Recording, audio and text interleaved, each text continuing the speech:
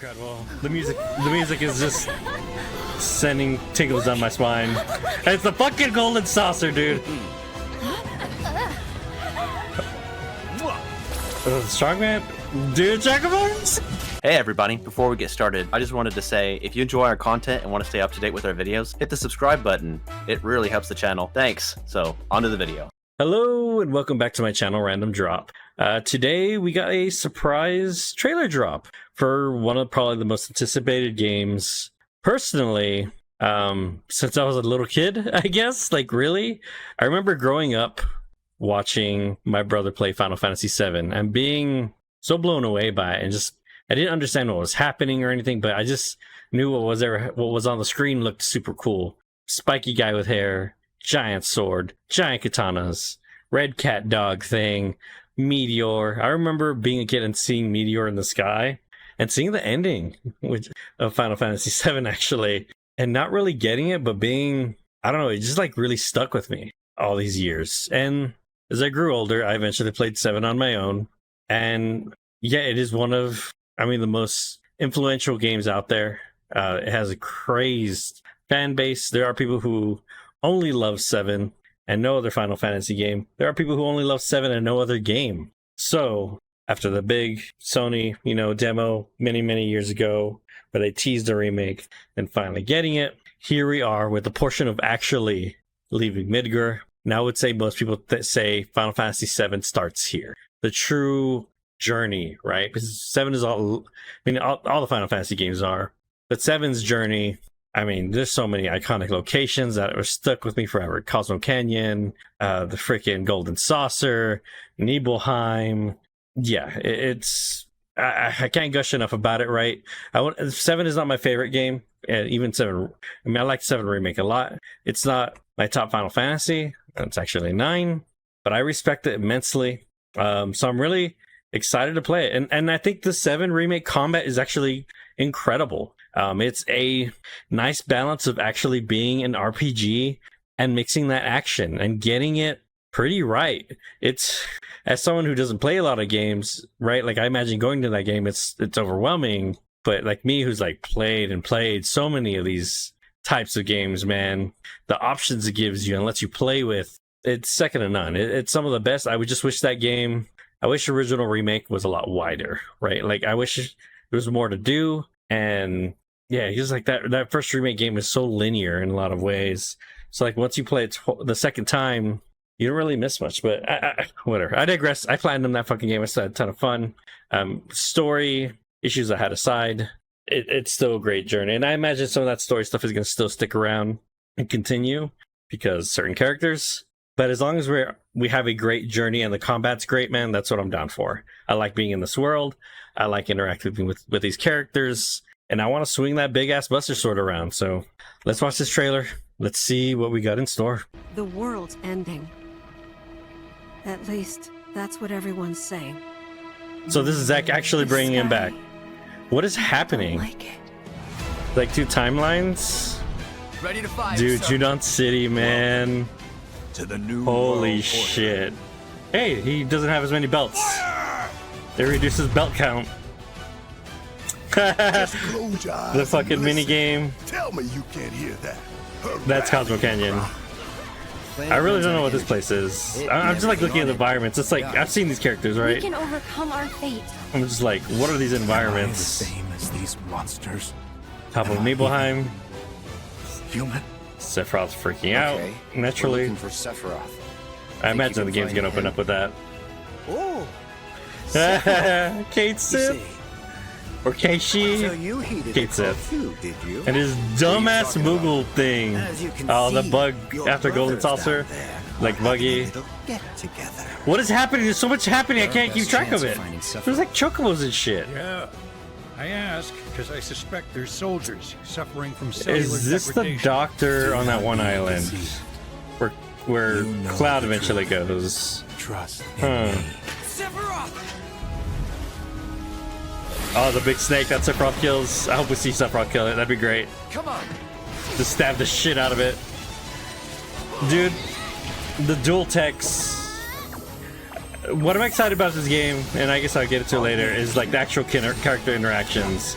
Like, I need more of them. I don't know why they're looking at each other like that. I don't understand. Alexander. I remember this summon. Odin. Incredible. The music is just sending tingles down my spine. It's the fucking golden saucer, dude. Strongman? Dude, Chocobos? Let's go get Knights of the Round. Yeah, the mini games, okay. Excuse me. That was the biggest question, is like, what were they gonna do with the golden saucer? And what is happening? Why is Zack here? What is happening? At some other mysterious tutelary creatures. Oh, weapons. To appear when the planet is this that part where they first see him? That's like near, I imagine near the end. It's upon us. Fucking Vincent. Don't show his face, of course. When worlds merge, I'm waiting, Cloud. Dude, that was overload. Holy shit. Are you kidding me?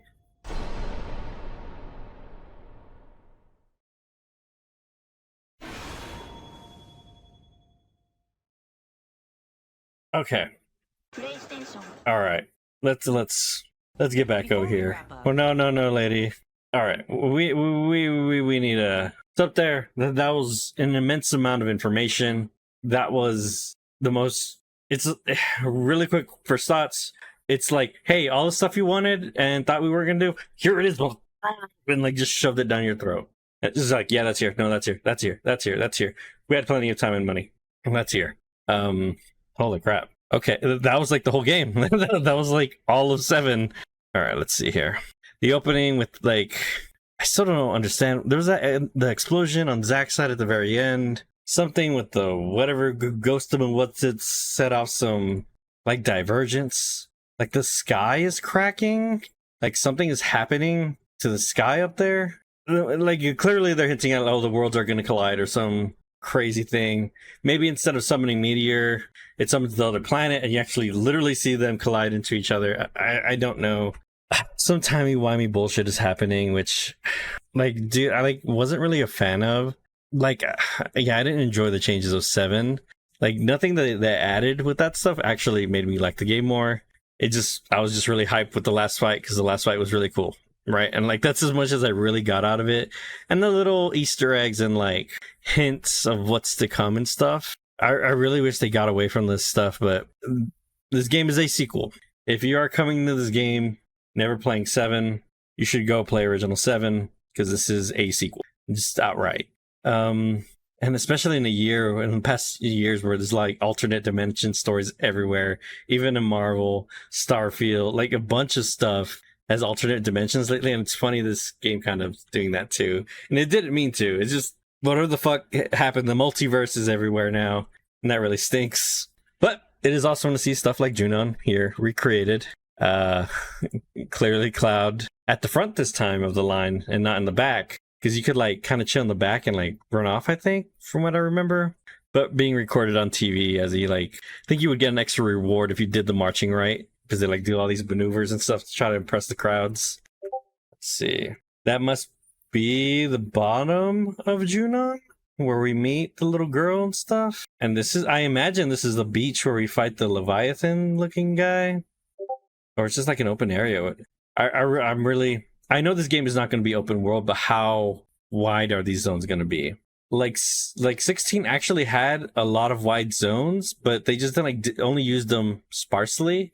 You would go there for a quest or two, right? Because in that game, you're not like really grinding mobs or anything like that. Like there's quite a bit of open areas, but there's also quite a lot of tunnels as well, right? In 16. So we'll probably see kind of something similar, probably a bit more open, I imagine, in this game. But it's not going to be an open world game. I think it's just going to be a zone area, and maybe they're interconnected, but I hope they put a lot of the problem with 16 wasn't that like they weren't big enough. It's just that there was nothing to look for, right? Like the weapons weren't interesting enough, and like the items you would find, like actually going around to explore, you had like no reason to, unless you're gonna do hunts. Like I love that game, but that is its weakest part, is the actual reason to like explore around a big environment, because they did make a lot of big ones, especially towards the end. It's like this wide open ass area before you get to some of the final areas, and just fuck off, just fuck out of doing there. Or it's like one quest and then you go away, right? So really curious how they're gonna. Hopefully they just fill the place up because there's materia find, right? And they're probably like chocobos and stuff. Like I have no doubt they're gonna fill up those areas to the brim with a bunch of exciting things to find, especially like after seeing the mini games. I have no doubt in my mind. Kate Sith, also known as Kaishi. I think some people, or I think that's the actual pronunciation, but I really wondered what they're going to use in the actual. I wonder what the voice actors are going to call him. But yeah, he looks fun. He's just wacky. I feel like he'd suck to play. He'd be that character that like does not feel good to actually attack with, because it does not, like Tifa, when you attack with her, she feels so good. Barrett when you're shooting, and Cloud when you're slashing, right? Like they just feel so good when you're playing as them. Kaishi seems super floaty, but maybe he makes up for it, like because Aerith is floaty too, right? She just showed sparkles at people, but her abilities are really fucking strong, and her magic is incredibly strong. So I imagine maybe Kaishi is gonna be the similar way of like, he's not really a guy you auto attack with. He's the guy you switch over to and cast a bunch of spells and switch off to one of your other DPS. The buggy from the game, I think not Darn Cornero. You get this after the Golden Saucer. It's again like how big are these environments going to be to where you feel necessary to add these, right? Like you feel like, hey, we should probably add this to the game. Or is it like a one-off use thing that you use once and never go back to, right? Especially with adding stuff like this, like with the Chocobo stuff. Like I imagine this is Cosmo Canyon next to Junon? Maybe this whole area is the area connected to Cosmo Canyon and to Junon, and it's like what's in between, right? Because it seems pretty large, and you would get a good chunk of the game out of the way like that. I might be remembering the placement wrong, but clearly this is in the Cosmo Canyon area, and it looks very, very large. You can see there's like little pathways and stuff. Like you can't actually fully explore everything. It's still segmented off in a way, but it feels open. It feels large, right? And that's what matters. But yeah, I really wonder how this like gliding stuff, like maybe there's like little secrets you could glide to and stuff. This thing where fucking segue, man. I guess like why? I imagine this is probably a story moment where you spend some time in Costa del Sol, because in the original game you kind of get to Costa del Sol and like you talk to a couple people and you just leave. There's not like a big event happening there. They're probably going to use the environment way more. Maybe actually have the characters hang out, which was one thing I was going to bring up. Is I really want more interactions with the party of them like actually talking to each other and hanging out. You got a lot of that in remake, because the original game, I mean, it's an old game, right? So it's hard to like show that stuff, like the banter and all that, right? And what characters like who are the characters that are going to group up together, right? Like Barrett and Red 13 are always paired off in the original game. So I want some really good Barrett and Red 13 banter and stuff like that, right? And like how Tifa and Aerith have like their things going. But yeah, like they're gonna have dual text and stuff. I'm just so interested in seeing how the character interactions are gonna be, right? I want banter in my crew. I want to see what these wacky characters have to say to each other. More of I forgot what they're called, but yeah, the Genova Cell dudes. I think this is the Doctor. I thought in the original game, not everyone could see them because they are kind of like spread out through the game, and you just randomly walk into these black cloaked dudes and you're just like, what's their deal? Then eventually it's revealed what their deal is. But this seems like that place where Cloud goes after big, large events. And he's Cloud's having a little hissy fit in that same doctor's office. This is that snake that was an optional boss that's super pissed that Sephiroth kills its mate. So you like, it's an optional fight where you can like completely avoid it. But I imagine in this one they're gonna be like, yeah, fight it. Or maybe it's like a thing where like you run away from it, you come fight it later in the game whenever you feel like it. But it has some really good enemy skill abilities. This is that boss right before you go up to Junon. These dual techs, man, or these it's just like a no-brainer, right? It's like, hey, what do we add to this combat system? Well, we're gonna have a lot more party members, so make it all about co-op attacks. And it's like, oh, fucking sick, great. Like he throws he throws Yuffie at him and stuff like that. This guy eats the little electric balls and then shoots a beam, dude, and stuff like that. And then Sephiroth looks at Cloud sexually, and then they do a cross slash. whatever. And then yeah, just getting all the old summons in, man. I think the Knights of the Round is going to be in this game, or it would be either in this game or the next game. But I would see no reason to hold off because it'd be like the last one. This is what I'm curious about. Is this the same guy from? This is alternate universe shit is happening right now, dude. Straight up. This is the guy from the Beehive. So either has a twin brother, they have a twin brother, or I don't know. Or like they just happen to travel over here and like, hey, I work here too. Or it's them from a different universe. And they're like, yeah, something very odd is happening. And see, you could clearly see we spend way more time in the Golden Saucer because Yuffie has a whole getup. I imagine the whole crew is gonna have. It's gonna be like the Red Light District or whatever it was in 7. Like there's gonna be more to do there besides minigame. It's gonna be a whole adventure, which there was a lot to do, but I felt like you kind of did a little bit, then you go do Barrett's shit, and then come back to the Golden Saucer later. There's not a ton of like character interactions, right? It's very Barrett focused, or maybe this is like part of the date thing. I don't know, but is this Tifa's master? Is that the one who teaches her how to punch? Because he was always like a big buff dude in a cape. And I was thinking this might be Tifa's master. I don't know what to say, man. Fucking, it's Mario. So it seems like it's not using a stamina system. So this is just straight out Mario Kart with chocobos, which is fine because the original game's kind of bullshit. But it is like kind of fun to like manage the stamina and all that, and like breed a chocobo that just destroys people, which you may still be able to do that. But yeah, this one feels way more Mario Karty. You have your speed burst, but I don't see a stamina gauge. I remember this being rock, paper, scissors, and then there's the bike. They just reused the bike assets from the first game. Again, don't know what's happening here. This is in a different world or the same world, but also in the past. So like, how does this connect with Zack, and why is he alive? It's the thing I question the most out of all this. Hopefully it's a good resolution story, but if it ends with like Zack and Aerith being happy, lovey-dovey by the end, like no, like one of these motherfuckers gotta die. Like something tragic still has to happen in this game. You can't just have Zack and Aerith be happy. Yeah, I digress. Yeah, and clearly this, I don't know who that is, but he's wearing a black robe like a soldier guy. So maybe another faction is coming in now. I don't know. She's swimming in like the live stream or something. I don't know where this is taking place. Because it might be when they're going up the mountain and when they first see the weapons, but I don't know. They seem to, a lot of bad shit is happening during that time, so they seem too calm. Then Vincent, doing Vincent things. He is no longer optional, which is good. He's going to get to interact with everyone more. But how's he going to come off, dude? Maybe he's just not going to say anything. Yeah, I'm very interested in seeing these characters actually banter and talk to each other. Because again, it's so, like, you get some of their personalities in the original game, but again, it's an old game. It's stilted in a lot of ways, and some of these characters evolved in a lot of ways since then too. Like Cloud, man. Cloud now is so good. Like his little cocky attitude, or like his little one-liners that he does, like, oh, nailed it, moving on, and stuff like that. He's a different character than he was in the original 7. So I'm excited to see how the other characters are going to evolve as well, and how they're gonna, hopefully, like, the actual banter and writing is actually good and fun. But yeah, February 29th, dude. That's crazy, man. That's crazy. It hasn't even been a year since 16 came out, and they were already ready to, like, slide this shit out.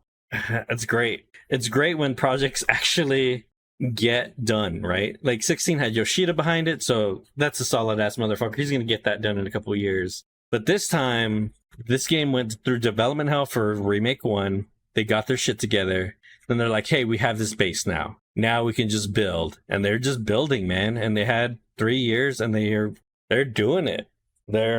Because it does seem derivative in a lot of ways. Like, a lot of the UI seems the same and stuff like that. But that's good. Don't waste your time on that shit. You know how the base of this game is. Add new features like dual text. Add a new feature like open world. But I could keep playing Remake for another 50 levels, right? Like, I don't need a whole new game every time, like half sequel, right? Like, this is not a fully blown out up from the ground new game recreated. It is hey, we're using what we built from the first one, making this next one. Let's go.